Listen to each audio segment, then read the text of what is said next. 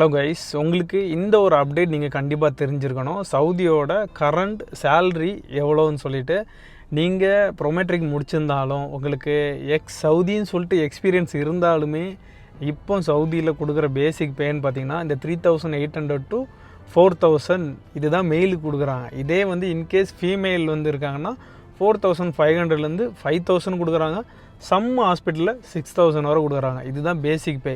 இதனால் வந்து நீங்கள் ஒவ்வொரு ஆஃபர் லெட்டர் வாங்கும்போதும் இந்த மாதிரி எனக்கு வந்து பேசிக் பே இவ்வளோ தான் இருக்குது, அதனால் வந்து இதுக்கு நான் அப்ளை பண்ண மாட்டேன், இன்னும் நான் பெட்டராக நான் ட்ரை பண்ணுறதுக்கு வெயிட் பண்ணுறேன் அப்படின்னு சொன்னிங்கன்னா அது நல்ல விஷயந்தான் வெயிட் பண்ணுறது. ஆனால் கரண்டில் என்ன போயிட்டுருக்கோ அது மட்டும் தான் உங்களுக்கு கிடைக்கும். இன்கேஸ் சரி நான் வந்து இன்னும் 2 வருஷம் 3 வருஷம் கூட வெயிட் பண்ண ரெடினா maybe by chance in case increase பண்ண வாய்ப்புகள் இருந்தால் நீங்கள் அதை யூஸ் பண்ணிக்கலாம். ஆனால் கரண்டில் இதுதான் போயிட்டுருக்கு.